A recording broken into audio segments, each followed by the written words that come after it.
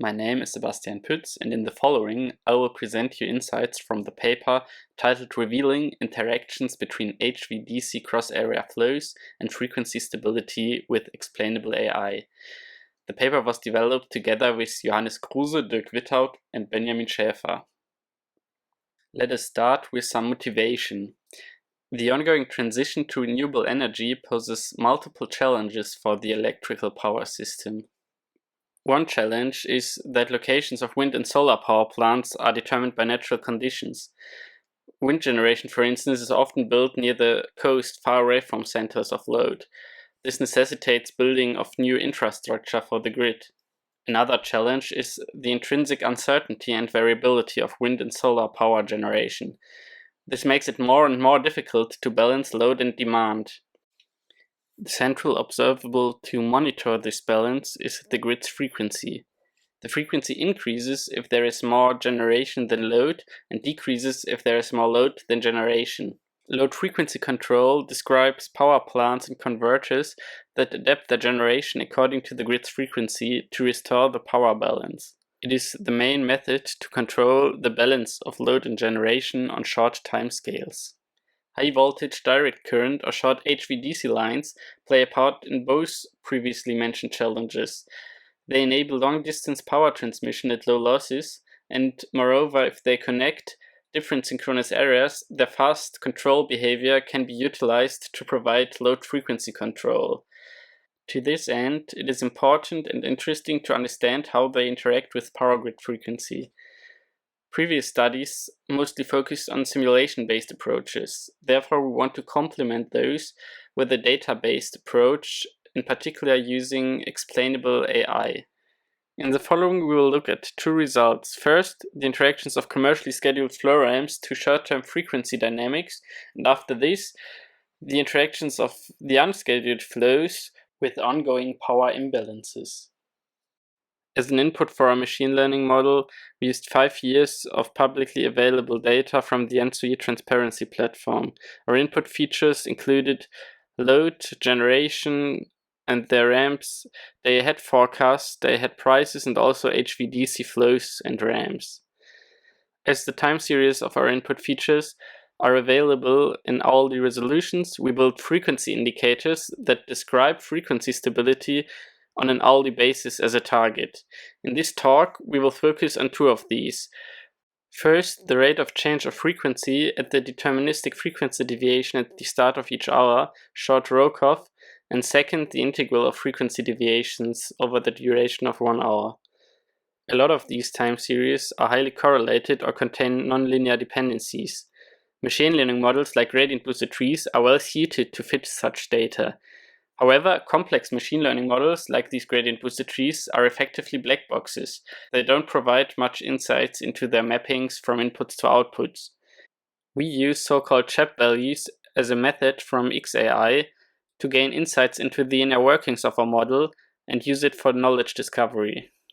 SHAP values are based on the Shapley values from game theory. There they were introduced as a means to find fair payout for each player in a multiplayer game. In our case, the players are our features. We use them to find out how much each feature contributes to a certain model's prediction. At each instance, we get a SHAP value for each feature. And if we sum up the SHAP values for a single instance, together with the average prediction, we get back the prediction of this particular instance. However, in the following we are more interested in global model behavior than explanation of single instances. To this end, we will plot all SHAP values for a single feature against the respective feature values to get so-called SHAP dependency plots. Moreover, SHAP values allow to measure feature importance of every feature in a consistent way.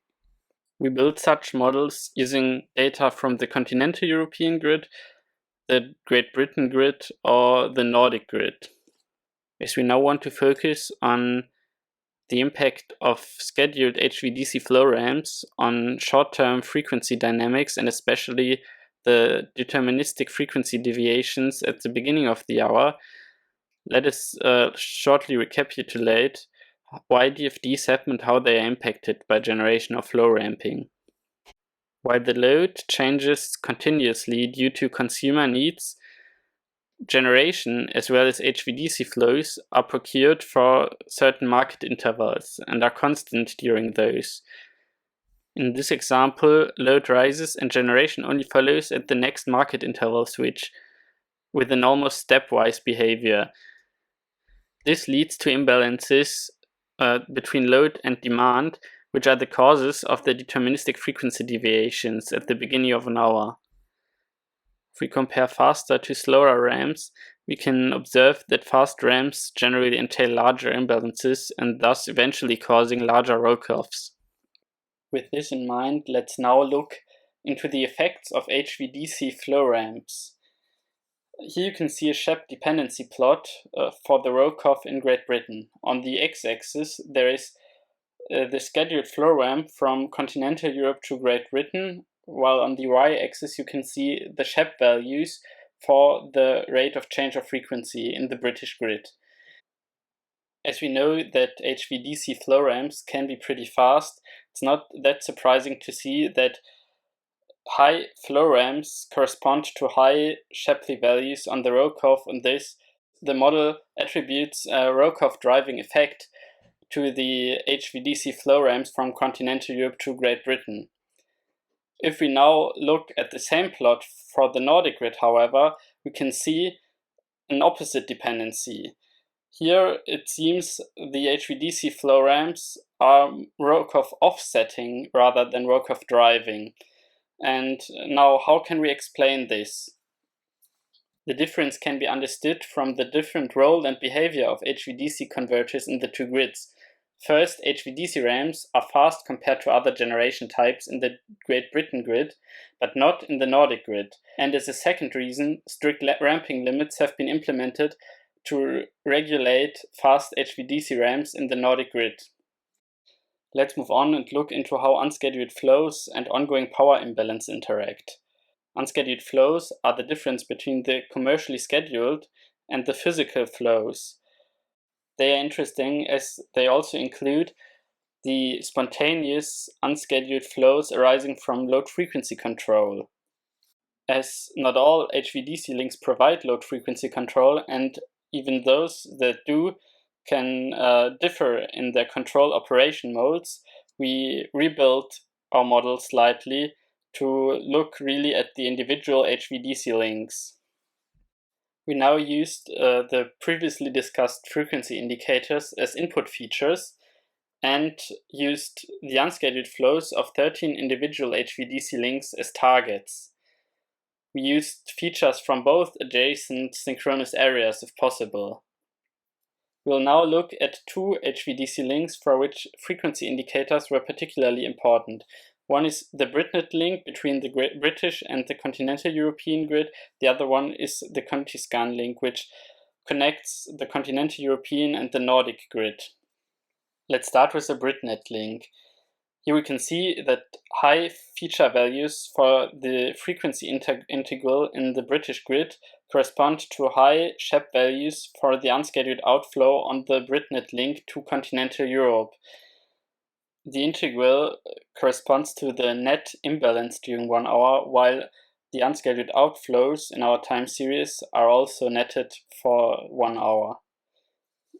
Potential explanation for this would be that overgeneration in the British grid causes a positive integral, leading to control activation also on the Britnet link, and thus unscheduled outflows to the continental European grid.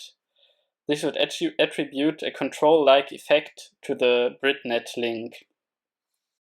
However, if we now look at the Contiscan link, we can see directly opposite effects. Here, negative values for the frequency integral in the Nordic grid correspond to high Shapley values for unscheduled outflows to the continental European grid. This could also be explained via load frequency control.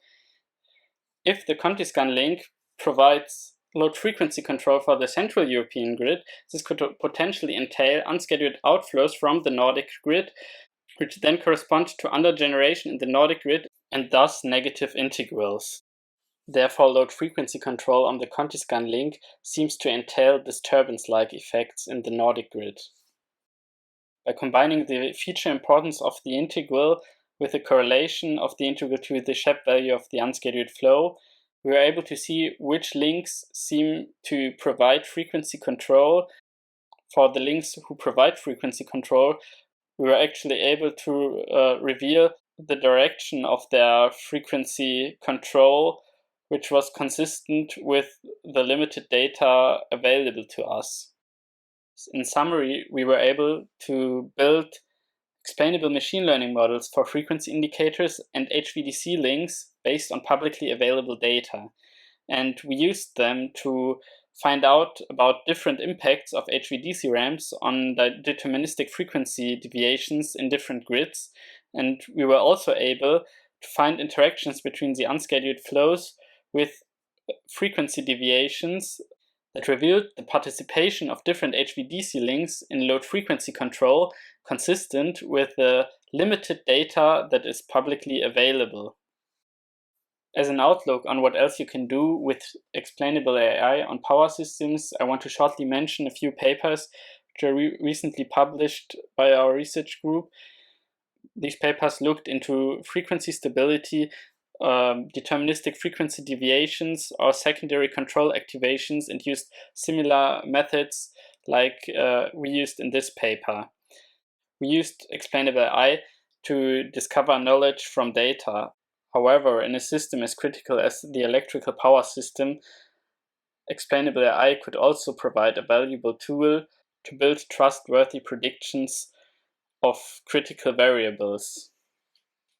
Thank you for your attention.